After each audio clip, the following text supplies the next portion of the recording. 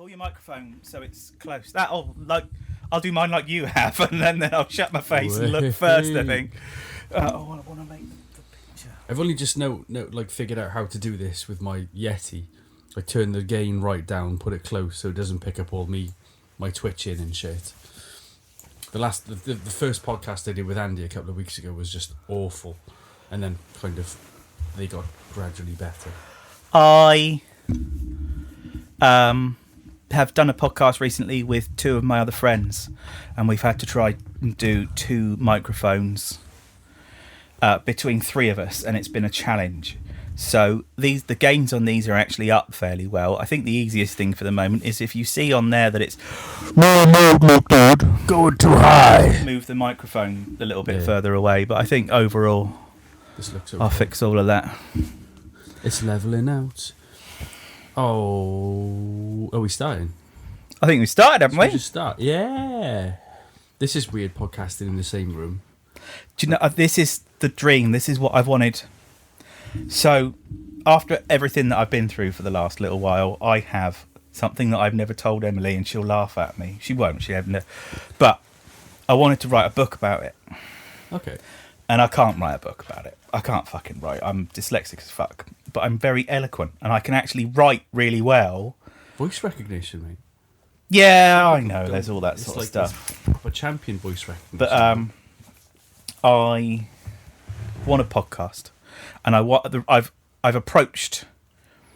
So I approached you, Dave Shorter, Dave Tree, all robot community people. I've spoken to someone at work who is very interesting individual, and I'm going to get him to come down and do it. And it's got nothing to do with robots and toys. It's 100% people.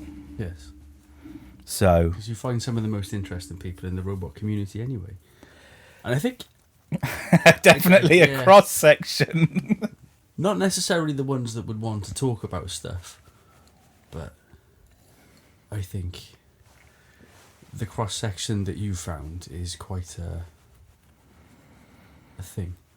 Well, they're all close enough that I can get them to come and sit in the room with me. Yeah.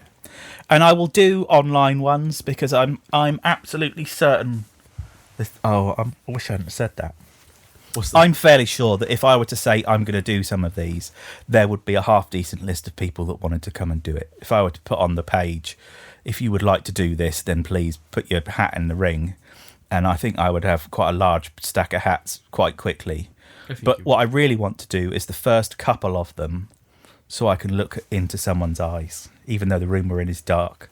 But there's a big thing about actually having someone in a room with you. I'd probably do it slightly less. It's almost like I'm romancing Brad at the moment because... Wow, that's kind of what I was hoping for, to be honest, mate. Do you want to elaborate on that at all? Well, the room is dark for a start. It's full of transformers, which is one of the ways into Bede's heart. And the star lamp is illuminating the room with the moon on it. And I love my star lamp. Sat on beanbags. These are brilliant. Sat on beanbags with legs open, facing each other. It's a wonderful thing. But it's damn good to see you, man. It's lovely good to see you. It's quite unusual, but this is what that's this year's task, is to get some people here and to do some social media, but to get it here, because doing stuff over the internet is great, but it's not the same at the same time. I'm still settling into it. It is kind of weird, like, because you can see all my twitches that I have when I'm on a podcast now. So I've never noticed. I have loads of twitches. Like, I can't sit still for 5 minutes. But when I'm on a podcast, I'm always twitching with something. Or I'm always playing with a pen, or like picking my face with like, not picking my face, picking my teeth with like picking my face. That sounds a bit like just like scratching your face. It's a bit like gung ho, kind of like Viking. No, just picking something with something, playing with a paperclip or something like that. But yeah, we haven't podcasted for. Must be going on 4 years. I was about to say 4 years. I can't remember when. Could even stretch to 5. I did look last time we podcasted, but I did listen to our last podcast, but I can't remember when it actually was. And I can't remember how long we podcasted for, and we were saying earlier, can't remember what we talked about in the podcasts, apart from obviously we did the questions from the TFYTC. Yeah, didn't we? It was fun. It was a good time. Yeah, I miss it. Either I would get too drunk or Stu would, but one of us would. It was just good fun. It was good fun. That's all it needed to be. It was good fun. People came on from time to time and we spoke to them. Sometimes they got it and sometimes they didn't. And sometimes people wanted to come on to really talk about robots, and sometimes people just came on for a chat and a beer. And I think that's when it got real. We had quite a lot of people on as well, didn't we? Well, it'd be worth looking back at it and see what numbers it got back then. I seem to remember a couple of hundred listeners at one point. I'm sure I one or two think we were 1,000. doing 200s. Yeah. Quite flattering when you think about it. It was good. I mean, I suppose the problem with the podcast is it's a big investment of time. And I think anything over an hour, maybe an hour and 20, you have to accept that a large chunk of the people that are going to want to listen to your product that you're putting out, a big chunk of them need to fit your slice of social media into an allotted time within their day, whether it's I'm going to listen to it on the toilet at lunchtime, or I'm going to listen to it on the way to and home from work. But unless you have something that's concise enough to actually be listened to within one of those blocks, you're going to struggle. And if I were to change it, we did some really long ones. We did. And it was really good fun, but it was a pain in the ass for me to edit because the they were editing so long. I think a lot of people have stopped editing now. I think there's a lot of live streaming going on with podcasts, especially with the ones I've done recently. Well, not so much with Glenn. I think Glenn edits everything for the BTTE podcast. But Transformers, the show, I've done a couple of times, and they certainly don't edit anymore. They do it all live. And Moonbase 2, which I've done with Andy recently because Mikey's been away. Yeah, all right, don't rub it in. What rub it? I didn't mean to. Well, I never got to do Moonbase 2.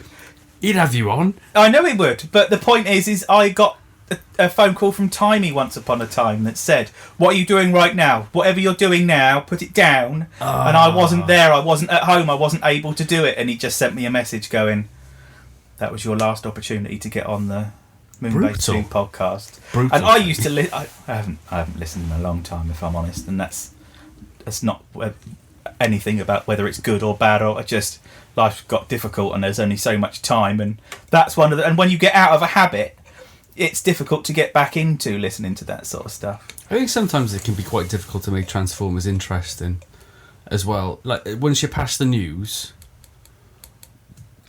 and the news isn't as interesting as it used to be. Half the news is third party, and as you know, I'm not interested in third party. Then half the news everyone knows anyway because it's all the Hasbro releases, and then there's the comic bits, and it just isn't that interesting. The interest for me in Transformers is buying the toy, playing with the toy, maybe a bit of character stuff. I got quite in. So I came in from a toy perspective, and then got really interested in the lore because you see how many people know so much, and you suddenly realise that you don't know it, and it's very easy to find and easy to absorb. Plus, there is a video about everything now. There is. So if you want to know about G1, if you want to know about the people who wrote it, if you want to know about the soundtracks, there's a video to each thing, so you can absorb information really quickly. And I still say that you can only go so far with the toys because they are just toys. Without having a link to a character and a voice in the background, it can be difficult to... That's why I do it, basically, because in my head I can sit there watching the 86 movie with my... Not a hot rod, I'd never have a hot rod, sorry Dave, but fuck hot rod. But I'd have something and just sit there go, do with the voice in my head of what it is, and I like that I can hold that in my hand. I feel like Transformers the movie is one of those things like Star Wars with me, where you can just watch it over and over again, it doesn't get boring. Whereas 90% of things get really boring after the first 2 watches. Like Andor. Oh no.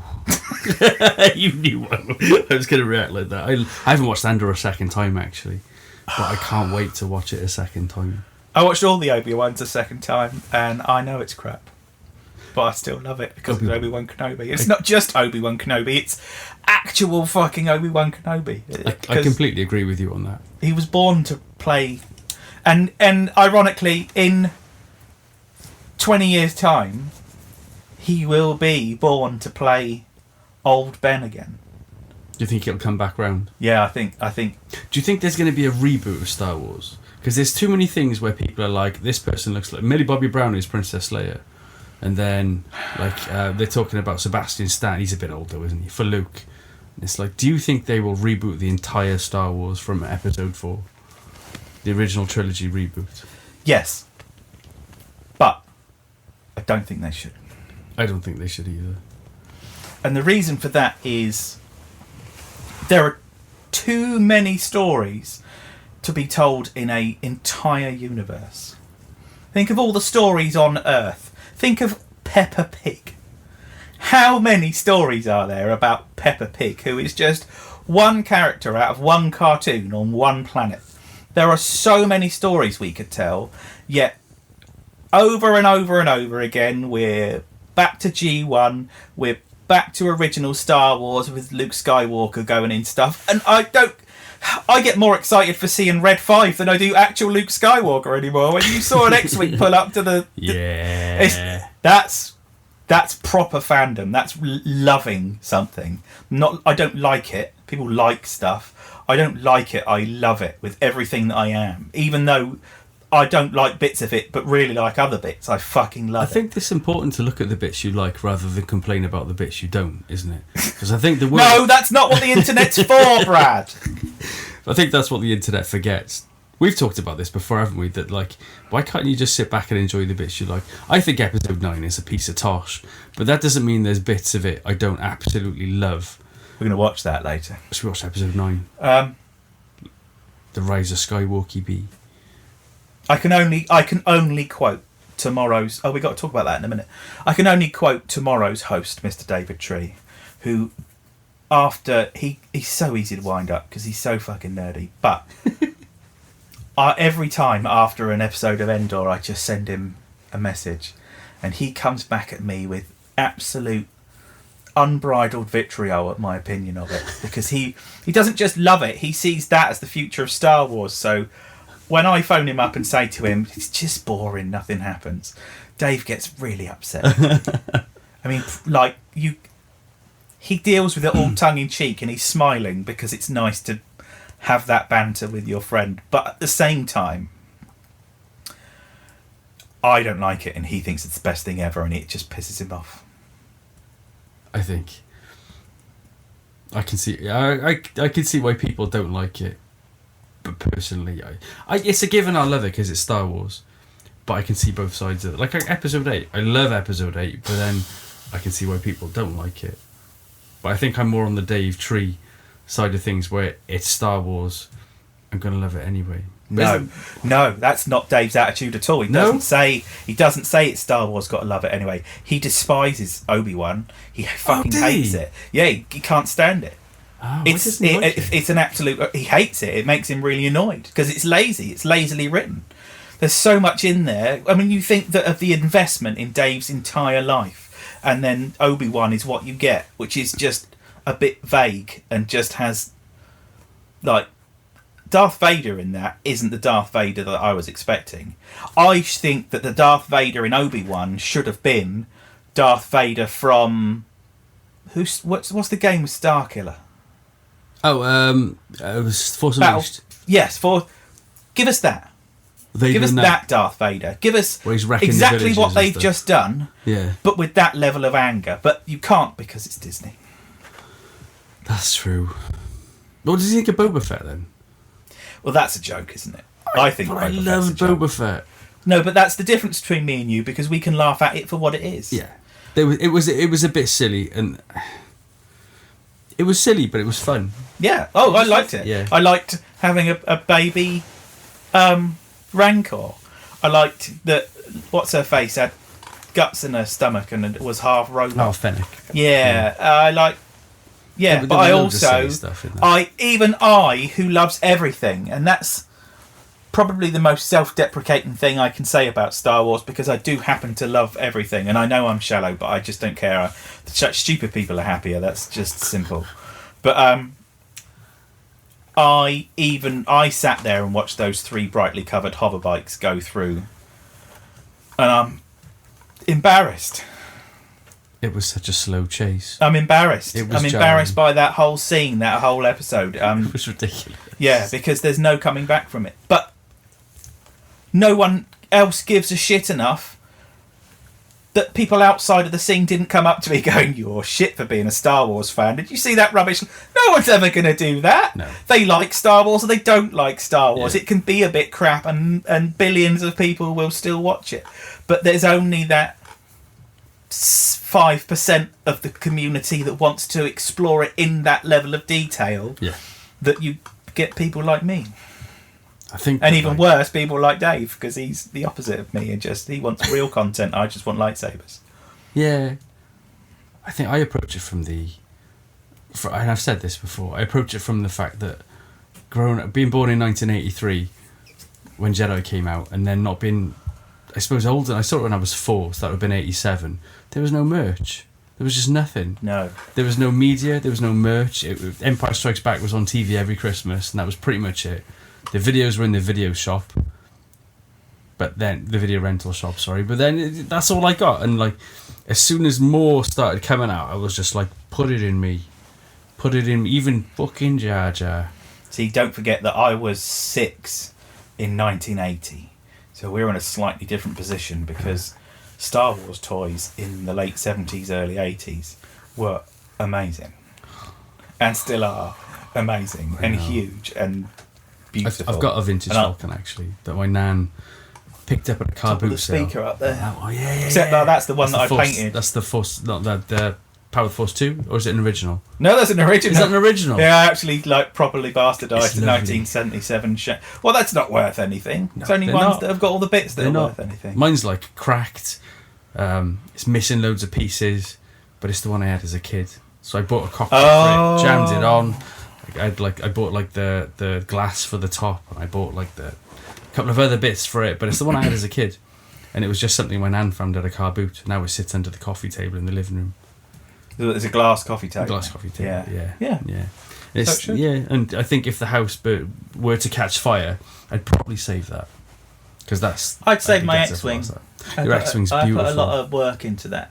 I want to get another one, but unfortunately, since the 10 years since I bought that kit's quite difficult to get hold of. Which one is it?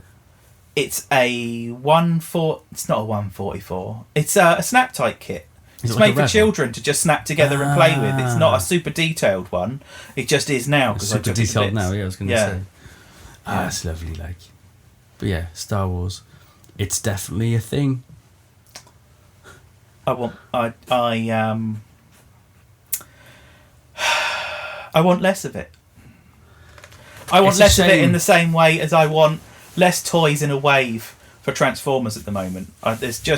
There's so much of absolutely everything. The world has just completely missed the fact that it's a grotesque, greedy thing that has to have everything at once. And it used to be when in the late 80s, early 90s, when everything was at its pinnacle, even into the 2000s, when you got a toy line, you'd have 6 toys all at once and wouldn't see anything more for 6 months. Ages. Now you've got 4 releases a year landing all the time. No one can afford it. But the problem is when you are flooded with media like that, you ignore it. You become used to it. Now I think we need less. I think I feel like the quantity we're getting and the prices are hitting like a level of intolerance. Like, I don't know if do you ever buy Black Series? Oh, I've seen you've got the Rebels Black Series figures in there, haven't you? Yeah. The Black Series figure. There's one Black Series figure I really want at the moment. That is the Purge Trooper from Obi-Wan. It's a basic Black Series 6-inch Star Wars figure. It's 30 quid. Nothing special about it. Just a basic figure. It's 30 quid. When I started buying Black Series, they were 17. And that wasn't that long ago. I just won't pay 30 quid for it. I'm thinking of a conversation that I had with Dave Tree literally about this once, which I kind of want to save for the day that I get to go and actually get him here. But he has said that a lot of the collectors in the scene have found it difficult because nothing comes along, and then everything else turns up at once. When £15-17 you can probably swallow that, but you're at a £30 figure, you're literally only being able to buy half of what you were as little as 5 years ago. Yep. So you can't be a completist collector anymore. Well, you can, but it costs an awful lot of money, and you have to have a lot of, frankly, affluence to keep up with it. Or no children. Or no mortgage. Or no mortgage. Or be Zort Rider. Yeah, who just seems to manage money very well. Yeah. Yeah. He'll be there tomorrow. Why are you here, Brad? So Dave was last year I came to Rollout, and I drove down in the morning from Cardiff, which was about 3.5 hours, and then I drove back in the night, Fording Bridge to Cardiff, which was about 3.5 hours, and that was awful because it was all B roads, and Bead roads. Bead roads. It was horrible. So Dave was kind enough, or Dave and Em were kind enough to put me up this year for the night, on the grounds that I do a naked dance for them, because it is Naked Saturday. It is, yeah. But yeah, it's good to be down. It's good to be down. And actually, when was the last time we saw each other properly? I think it would have been last year. We did see each other at TFM, but very briefly. Seconds. Yeah, so it would have been Rollout last year. Did you come to Rollout last year? Yeah. But even then I think we were ships in the night. We sat down together. You had in Luffy the pub. with you, didn't you? I had Luff, Luff, James and Zorty were here. Yeah. I drove down by myself. Yeah. Yeah, but we did sit down in the pub for a bit. I'm looking forward to it. I can't wait. There's some TFUKers coming. There's some TFYTCers coming. Obviously, there are people that might have both of those free Facebook pages. But yeah, so Dave Shorter is going to do a presentation thing and a raffle, and I don't know if you ever get the chance to watch Dave Shorter do something live, he is so good at it. Just so good at it. He's brilliant, and he never runs out of anything to say, and he never repeats a joke. But he's always so dry, permanently cynical, which is why I think he's funny. Just works so well. He MC'd TFUK Con last year, and besides it being really good to see him, it was just, I think he made the day a very, very, very funny day. Yeah, he's been I've seen him do a few of them, and it's always a delight. The Akbar thing is what he does is great. Yeah. There's a bit of Akbar, but it'd be good to see Dave. Yeah, it's like, I do feel with Dave that he's famous for his Akbars, but there's an awful lot more to him that isn't just that. He's a very people deep go, guy. Look, there's Dave Shorter, the Admiral Akbar guy. He's the deep. Do you know about him showing? I was sat at TF Nation this year, and he walked up and put his leg on the table, and he had the old boys hanging out, and then all of the TF UK lot behind him were wetting. It's gone down in a bit. It's been a legend. Good old Dave. Show He's me coming the boys. here after thinking. I'm just glad he's comfortable. I'm not quite sure if I want him to. I'm just glad he's comfortable with me. Oh, thanks for inviting me, Dave. Round here's my balls. What's been going on the last? Should we talk about the last 4 years in briefly? Like, well, where have we been? Yeah. So, like what's happened to the TFYTC first of all? It seems to be ticking over nicely. TFYTC became a beautifully self-policing corner of the internet, and I'm very pleased with that. And I think people have found their homes in places. Some people are TFUK, some people are Transformers and such still going. It is, yeah. And there will people who have find their little corner and niche, and I think that's the problem with having a scene that's, quite big, and lots of people want to start their own thing because people don't want to be part of something. A lot of time people want to start something and then realise how much work it is to do something that's halfway successful. And I think we were lucky enough to get in at a time when we didn't get anything back from doing it except for making all of these fucking amazing friends that are right in the middle of it and just being in the thick of everything all of the time. It was really cool. Communally, it was quite a tight group, wasn't it? It was like I think there's a lot of people that know nowadays that we met through the TFYTC who still come and talk to us, like John Grieve, obviously, who's been running the page essentially for the last legend 2-3 years. Scottish legend. Thank you, John. We much appreciate that. Is much appreciated. Yeah. I think we met him on there. There's like Dale Bentley who came up to me once at TF. Oh, I've spoken to Dale quite a lot in the past like since Dale. we've not been doing it that much. Oh yeah. It feels strange to say we've not been doing it that much, but we haven't been doing it that much because I got real-lifed. Brad has recently been real-lifed. Not to the same extent. It happens. But it does happen. And like teaching as well. I think both jobs have been... Job life got stupidly busy, didn't it? Yeah. And like... But you forgive yourself and other people take over. Other people take interest. And as I said... So in the early days, it would have been Rudy doing his thing. Who else? It would have been quintessentially Timey. Yeah. Theo was on there too. Yeah. Who else? Who else was Scottimus Prime. Well, who? Scottimus Prime. Scottimus? God rest his soul. But Scottimus was a.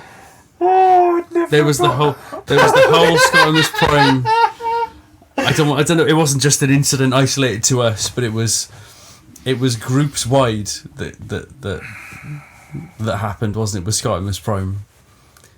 It was good fun, and it was difficult to watch. But at some point in life, you have to realise that you can't help people unless they want to be helped, and then sometimes people are silly.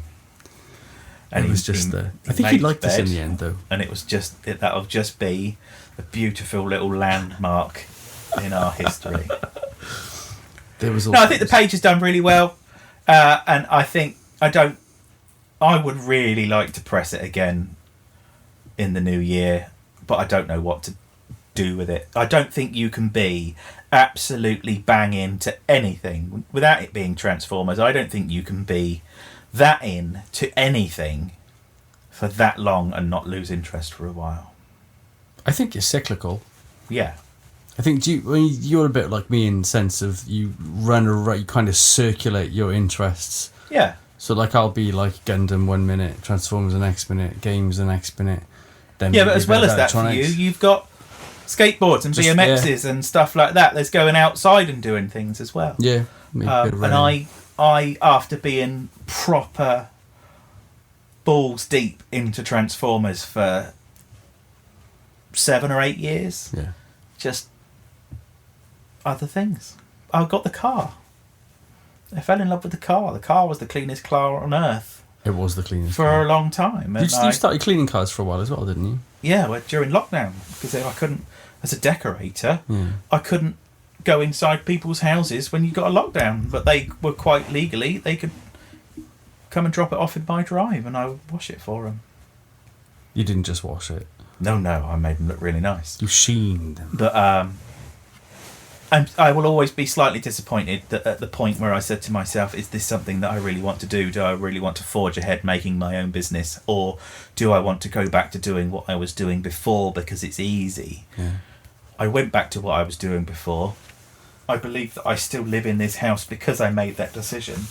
But if you were to say, do you regret doing that because you should have followed your heart, then I wish I should have followed my heart.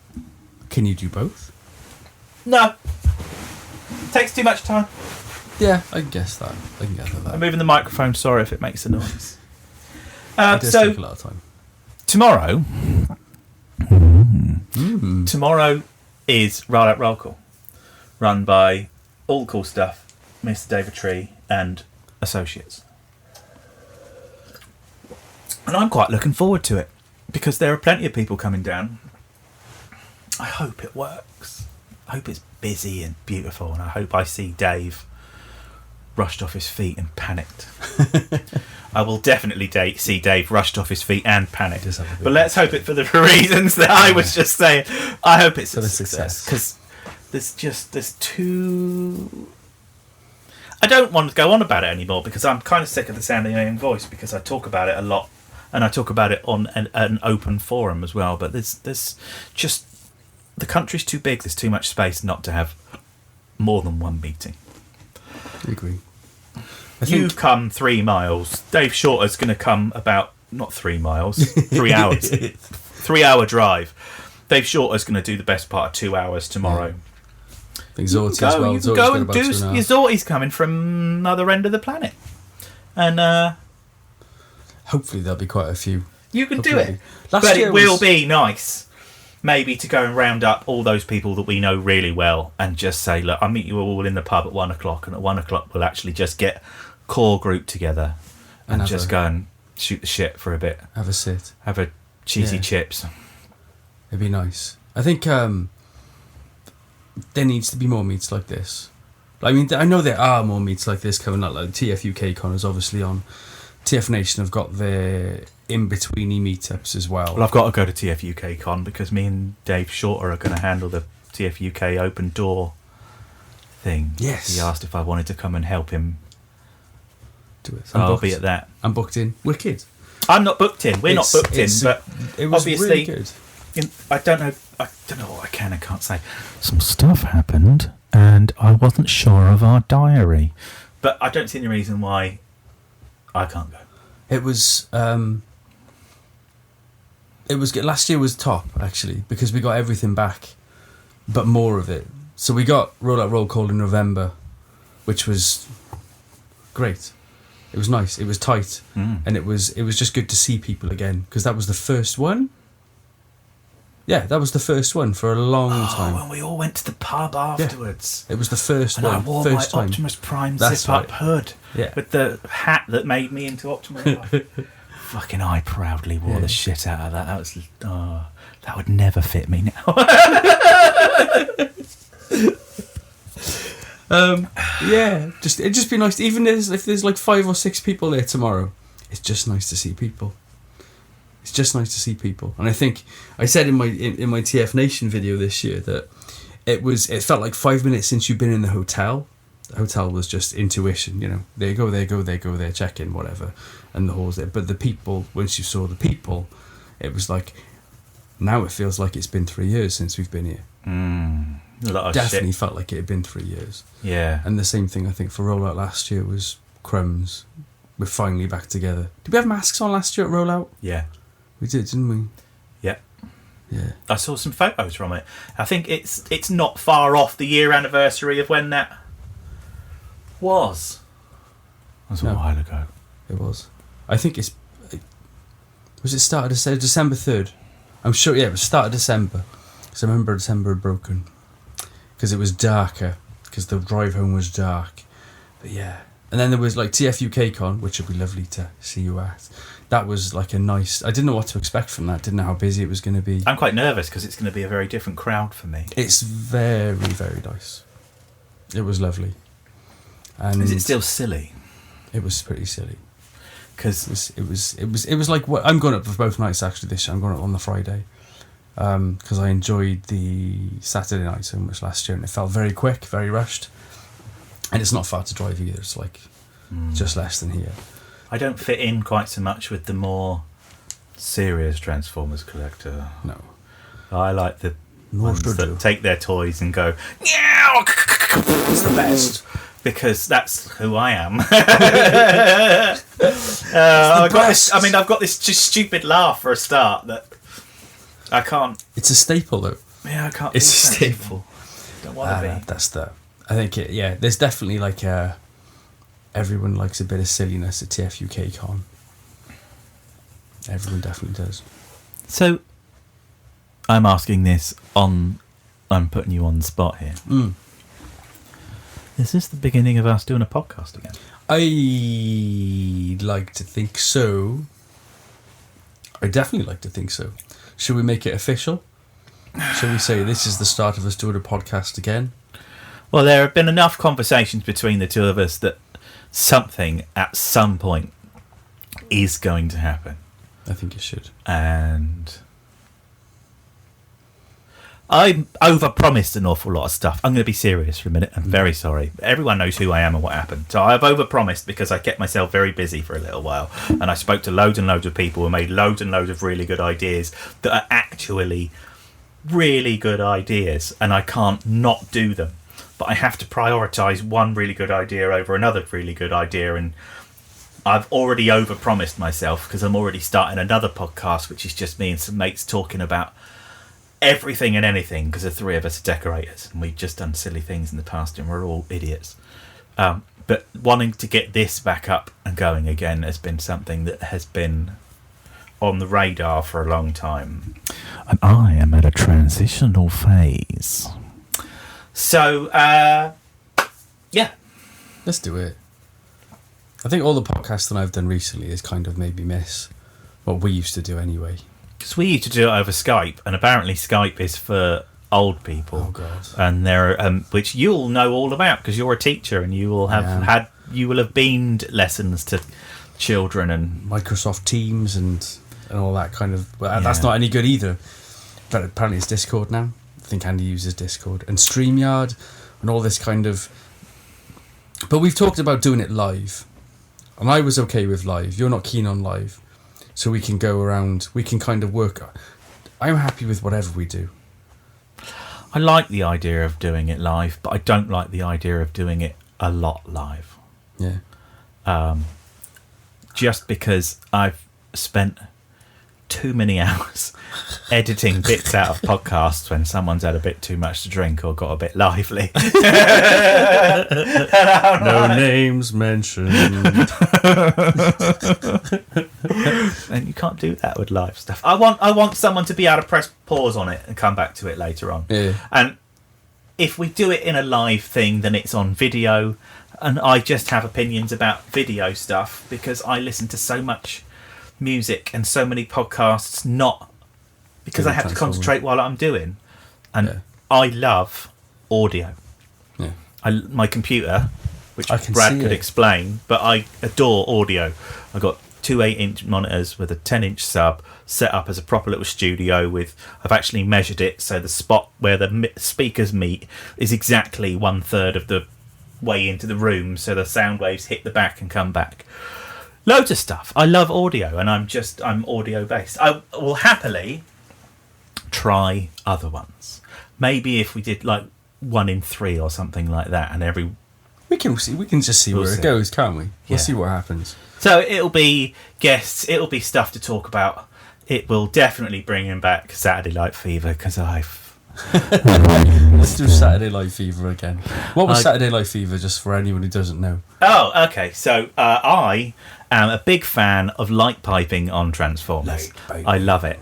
And it wasn't long after us setting up the page that I just did a thing called Saturday Night Fever, which was on a Saturday, if you'd be kind enough, put up your biggest and best light piping photos, because it just looks really good. It's way better than LEDs. I know they've started using it a little bit again recently. I just like it. Few really likes it as well. He definitely copied me. But there's not enough of it at the moment, actually. Well, there isn't, and it stops altogether.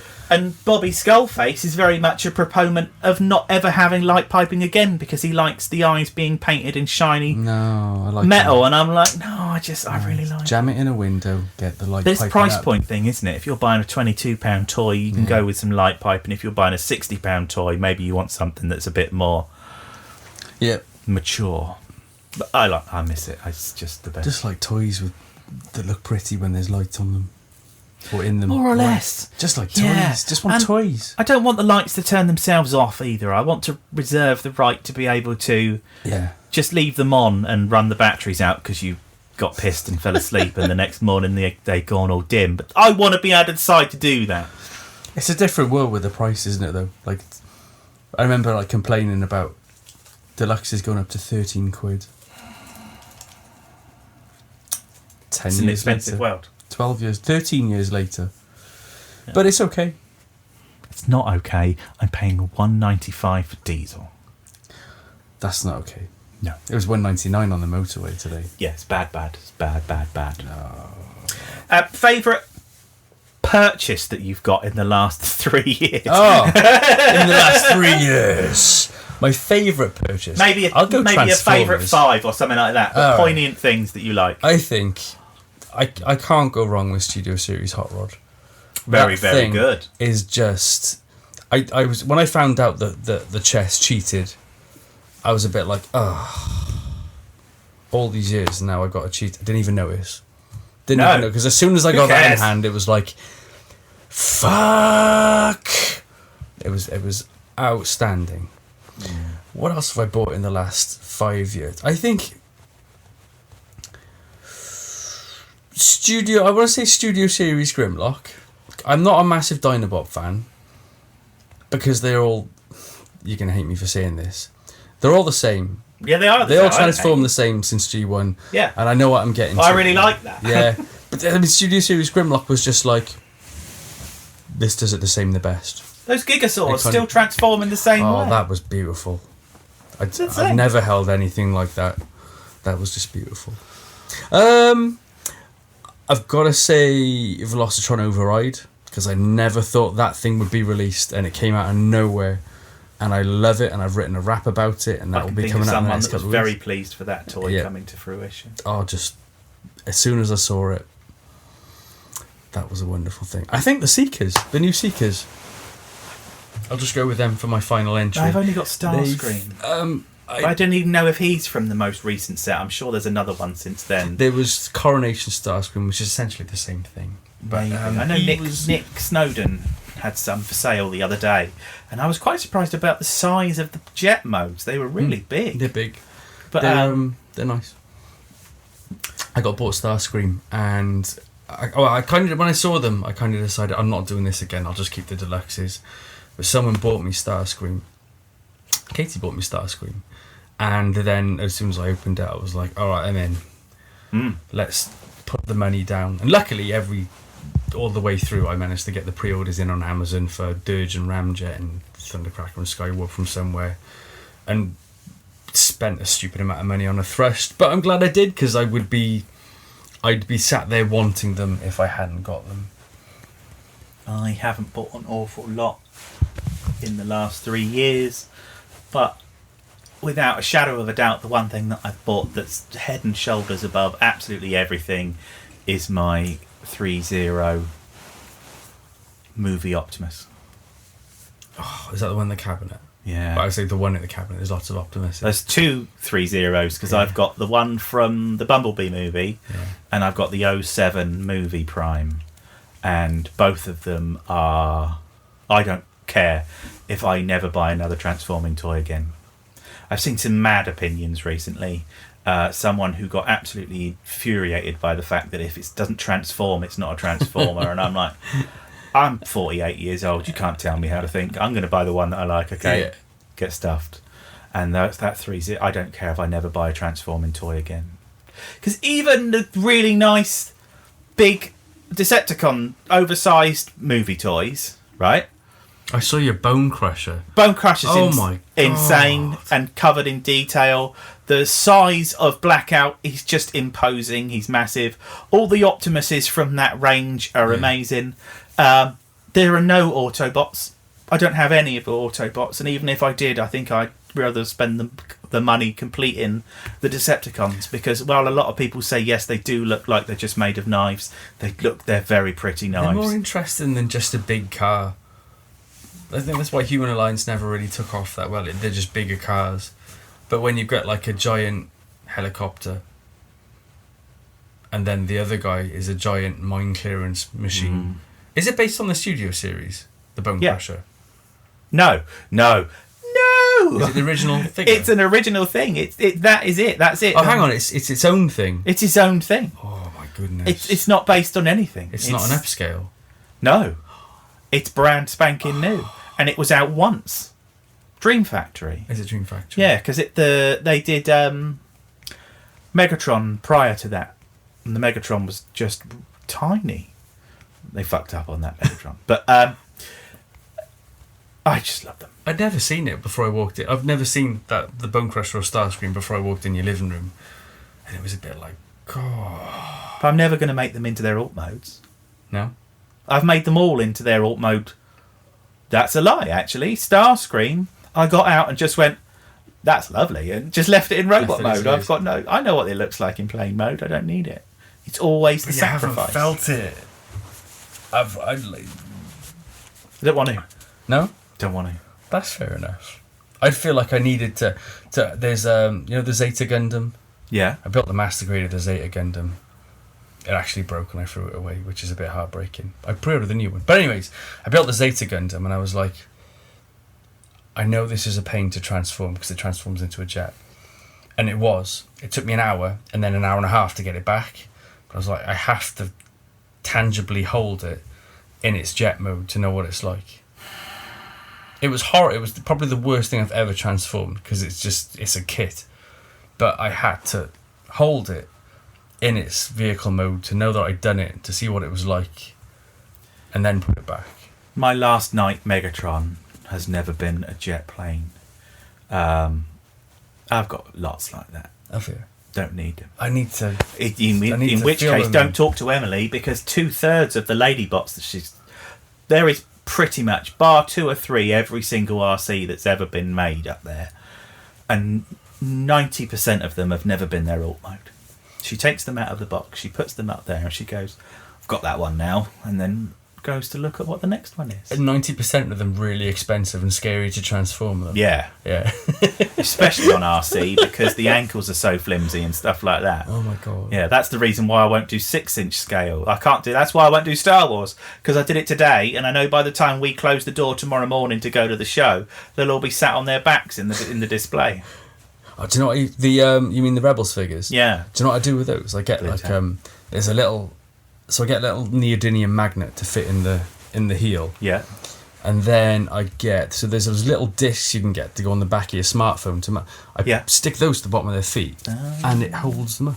It holds them up a bit better. Drill magnets into their feet? No, so they've already got stand holes in their feet. Yeah. There's a certain size mini neodymium magnet. And they stick like shit to a blanket. They will fit in them. You just jam them in, and then they will stick to these little foam metal stickers on the bottom of their feet, and it's like a stand. It works to it works. No, it works. It works enough that I would happily do that to be able to have them standing up. I'll send you some. I've got in the loads. living room. I'll send you some. Can you give me a shout next week? Yeah. And I'll put them in one of my eBay mailing things, and I'll mail you some up. It's so good because you only got a few in there. Have you got Sabine? Yeah. Who is all of them. notorious for falling over in Sabine. Every time it's because of the high heels. Yeah. Every time I breathed in my room, she would fall over. Yeah. But it works quite well. She stands quite nicely. And I do have to buy Desert Wanderer, Obi-Wan, and the new Darth Vader at that scale. The Vader's really nice. I've got the older Vader. But they end up in a drawer, and then I don't care about them anymore, and I just bought it because I'm a dirty crackhead, and I don't want to be that person anymore. I did the same when Spider-Man came out. I bought a Figwat Spider-Man, and I haven't looked at it since the first day I got it, and it was 70 quid. Feel a bit shitty. But then I look at it, and I'm thinking, like, but I don't want to sell it. I should do, but I don't want to. Because I really like it when I look at it. Isn't that what it's about, though? Forgetting you have something, then looking at it and going like, oh no, I really like it. I like it there, where it is. I don't want it in someone else's room, and I don't need... Well, sometimes you need the money, don't you? But... Oh, I don't know. Because you don't like getting rid of stuff, do you? No, I can't do it. I wish I could, but I can't. I think I've gotten rid of the stuff that I'm prepared to get rid of, but then I wouldn't get rid of other things. The only thing I'll ever even consider being annoyed about selling was my Galaxy Force Optimus. Sonic Convoy. With all the beautiful chrome. But, as we've discussed before a good while ago, toys can be currency. And when you need some money, there's always someone in the scene that covets the thing that you own. Yeah. And the good toys don't devalue. Once they get to a point, then that's just how much they're worth. And it would take an awful lot of them disappearing at one time to change the value of something these days. And if I ever want to buy it again, then I could. But I don't find myself wanting to, because I can pick up the proper one from the American continuity and go, yeah, I'm banging into stuff, and the stuff that you're banging it into will end up breaking and not the toy itself because it's a beast. And I want to rekindle that side of toys. Yeah, I don't like getting something that you've already had as well, because you know what it is. I know what it is. That's what it is, Brad. That's exactly. You have hit the nail on the head. I've had it. I know what it's like. I can confidently have a discussion with someone about how nice it is, and how nice it is to put lights underneath its feet and then take some photos and then never think about it again. Yeah. And then there's loads of stuff. I want to sell my Ultra Mammoth up there. I've got a Botcon Ultra Mammoth. It's worth a fortune. I've seen. Yeah, I'm not surprised, but actually a little bit overwhelmed by the amount of like. We've never discussed stuff. I've never discussed this on camera, have I? In all my years of collecting, I've never of like exclusives. Yeah, I've got quite a few exclusives, but you've got from a specific Unicron trilogy. I've got a lot of exclusives, but you've got a lot of exclusives from everywhere. Like looking at your shelves, like I've spotted like 3 or 4 Botcon exclusives, and I know there's probably more of them in there. There's the Spy Changer you showed me earlier, which was rare. Yeah. To say the least. There's every time you look, there's something like I spotted like the Collectors Club Terror Dive. I think it's Skybite, is it? Right at the top. Oh. Yeah. Yeah, that one. I love that figure. Terror Dive was such a good Terror Dive and Tomahawk. They tried to do something with new characters, and they were such good figures. Tomahawk was great. Oh, they were brilliant. He had a 1960s Chips helmet on. Yeah, it was brilliant. And they never really went anywhere with them. Well, I think the problem I have with selling things is I'd love to sell them at a price that people can afford to buy them. But I'm not stupid, and I'm not doing that. No, I think you should that go all out. Ultra Mammoth was one of however many they made, and there won't ever be any more. And when I went on eBay looking to see how much they were costing, they were 200 plus. And I feel bad. I've had quite a lot of time off work lately, and I need to put some money back in the bank. And I've looked at all of this stuff, and then the stuff that I look at that is actually worth money, that I could sell it and within a week have cash in my hand or money in my PayPal. And all those things that I look at that are worth that much money, I go, I don't want to sell that one. It's true, though. That's mine. I think you shouldn't feel bad about the money side of things, though. I think you should get the money you can get for it. Yeah, I will do favours for friends if they are actually friends. If they're just people that I know, I mean, all right, yeah, a couple of quid off market value because you know them, and it is nice to see your second-hand toys go to a good home. It is. It's stupid. It doesn't mean anything, but I don't care. That's how it is. It's nice to see your toys go to a place where you know it's going to be appreciated. And on those days, you do someone a solid, and it's a fair price, and you get money back out of it. They get something that they want. Because generosity has always had its place within the community, wouldn't you say? In our community specifically, yes, there's always been free things floating around from here and there from someone who doesn't want it anymore. Recognises that the emotional value within it and the financial value are two different things, and then sends that £50 toy to someone else that's priceless to them because they've always wanted it, or for a multitude of reasons. I think a lot of the time I've started, so whenever I sell stuff, and I don't want to sound like a dick, unless I know someone wants something very specifically, I won't put the list of stuff out there because I feel bad asking for money for it. I have given loads of stuff away, and I have sold loads of stuff at a really low rate. But if I've got a chunk of my collection that I want to sell, I'll put it on my eBay account. I won't tell anyone. And my eBay, my eBay username isn't known by many people. I think there's only 1 or 2 people that know what it is. So small but perfectly formed at ebay.com, yeah? Something like that. Yeah, I've got a lot of toys. I just like wanging them on eBay and not feeling bad about who they go to. And a few have been bought by people in the community as well. I'm pretty sure I've sold to Knowlesy. Oh no, I've bought off Knowlesy by accident before. I bought a first edition bulkhead off Knowlesy. Good price as well, 30 quid. That was a lovely toy. Oh, it was blooming brilliant. I've sold it again now though. It was more than 30 quid, sorry John. But yeah, I don't like telling people what I'm selling anymore unless they very specifically have told me they want something, because I feel bad asking for money for it. I will give stuff away if I want to, but I think it's your money. You know, if you need the money, or you want the money, or you're putting the money towards something, then you need the money. You know, and even if it's just for life, you need the money. You shouldn't feel bad for getting the money, because this is your investment at the end of the day. And your mates wouldn't appreciate you underselling something, because if they were to find out that you undersold it because it was them, they just feel bad anyway and want to give you the difference. Exactly. That's just how But positivity works. There is a nice lot of give and take. Like when I sold a lot of Ed's collection for him, and he knew I really wanted my Megatron stealth bomber back that I sold a couple of years before, and he just gave me his Megatron stealth bomber. Oh, what, the little one? Yeah, the deluxe one. That's a good toy. I love that toy. I've got the Croc version as well, which is brilliant. Oh, have you? Yeah, because what I love about that toy is because there's the Titan's Return Croc, but the Action Master Croc, which was the original Croc, had like a cockpit on his chest, and the stealth bomber is perfect because it's Croc. He's got the cockpit on his chest.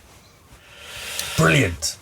And what was the other one? It was the Dreadwind, wasn't it? It had that amazing light pipe. Yeah, the blue one, wasn't it? Exactly, and it was in the one that came with the comic. Dreadwind. How many toys do you think are in here? How many toys are in here? If you take one shelf and say there's about 20 on a shelf, Ish. 6. There's 6 to 18 shelves. 18 times 20 is 180 times 2, which is 360. Oh no, there's way more than 360. There's way more than 360, yeah. I'm just looking at that shelf, but I didn't count the top either. I tried counting once, and I can't remember why, but there was a thing about counting on the page at the time. How many toys do you have? Yeah. And I stayed out of that conversation for quite a while, because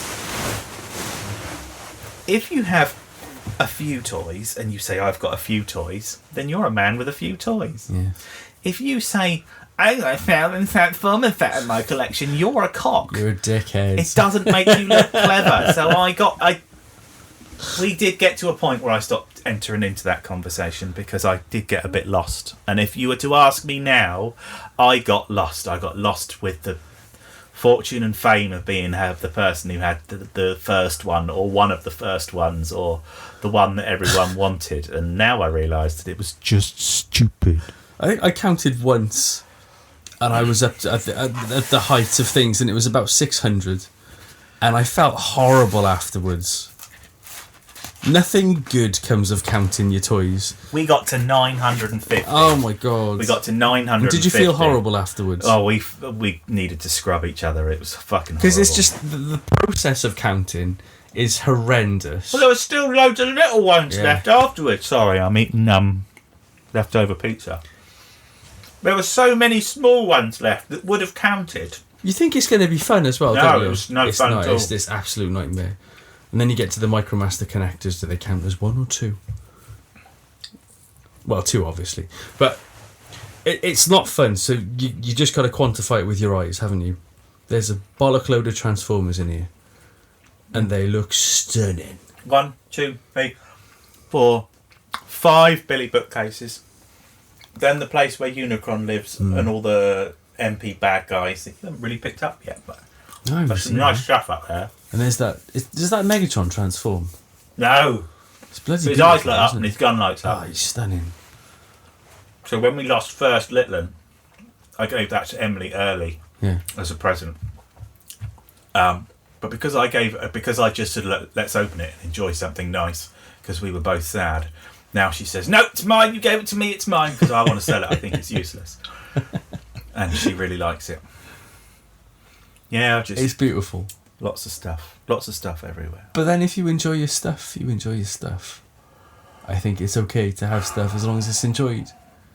What's your favourite before we go? wrapping it up now because we're just about to hit the hour, so it'll be just shy of an hour by the time you get rid of our waffle at the beginning. What's your favourite? In here? No. I just mean in your collection overall. Galaxy. I don't necessarily mean the toy, just Yeah. something that's got a story to it. Oh, I'd probably go with my Millennium Falcon that my nan got me when I was younger. There you go. Because every time I look at that, that's when I think that's the only toy I look at and get some kind of like significant emotional comeback from. I look at that and think like that used to be in Nan's house, and I used to look forward to going to Nan's house to play with that. Under the stairs, get it out, because Nan went to a car boot sale and just picked up loads of Buckaroo at my nan's house. Oh, Buckaroo was a good game. Then you play Drunken Buckaroo and just pile things on drunken people. I think it's the Falcon. Yeah, that's in my living room now, and it's done up, and it looks pretty tidy. And yeah, it brings a tear when I actually really stop and think about it. What about you? Favourite? Mine is an Energon toy, Oh, which is the least likely continuity. You know, in the minicons, you've got the 3 minicons that combine together, and one is a little orange scooter. And yes. what are they called? Oh, that's Armada, the orange scooter. That's It's all the same.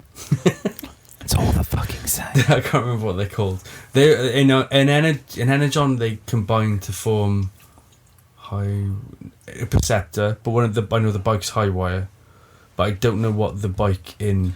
I've got a picture of them in the living room, Scooter which boy. Emily got me for my Christmas once, which is the Lost Minicons, because the story goes, once upon a time, we bought one because I didn't know anything about minicons, and Emily said to me, "These ones are the best, you need some of these." So she bought it for me, and I was over the moon, and it was on the first day that we'd ever got together. And then me, Emily, and Thew went and got proper drunk in our room when the show was starting to calm down, and we had the hotel security come out, yes, that's the one, and tell us to shush because we were being really, really raucous and loud. And then a little bit of windy pops. The next day, it was gone. It wasn't in our pile of stuff that we bought for the day. It wasn't anywhere. We looked inside the duvet, we looked under the bed, we looked everywhere, and this toy was gone. So my joke, for as long as I can remember, is that toy's still in Thew's beard. But yeah, he came round, we got pissed, don't remember where the toy went, don't remember going to bed, don't really remember the people coming up, because we drank quite a lot, and it was quite good fun. We just talked. Thew's quite famous now. It was nice to know Thew before all of that, because it was nice to have just had a pleasant drink with a man who liked making robot videos, and that was magic. Do you know what though? I find he replies more often now, which I really love about. I love Thew anyway. He's a lot more happy. He seems very happy. Yes, but he's been more. Last week I sent him a random message and said, "Hope you're okay," and he just typed back, "Love you. Hope you're all right." And I felt that, he enjoys what he does, and he's worked. It doesn't matter whether he's worked hard for it. His X Factor has allowed him to do some nice opportunities. And when in 10 years' time, when he's just doing whatever it is he did before, and YouTube isn't his number one source of income, he can always look back and just go, "I did that, smashed it." It's like when I did music and stuff like that. You get to look back and just go, "I did that, and that was amazing for 5 minutes." Yeah. Remember how amazing it is. It doesn't last forever. No, it doesn't. For a while, though, eh? This has been... This is 1 hour and 3 minutes of Dave and Brad just talking, because it's the first opportunity that we've had to do this. So I made the Dave Cave look all romantic. I've got lasers that beam onto the sky. And at least with this one, I won't have to do any editing. I've just got to chop off the beginning and end and make it acceptable. Sounds like a plan. A lovely plan. So I think there's more coming soon. Watch the space. Don't hold me to it. We'll get it stop done. now. Where's this? I can't find the little arrow so that goes. A song. Beep beep beep Peppa Pig. Doop-a-doo jumping in puddles. Doop doop doop doop doop doop doop. There it is. I found it. Whee! Bye.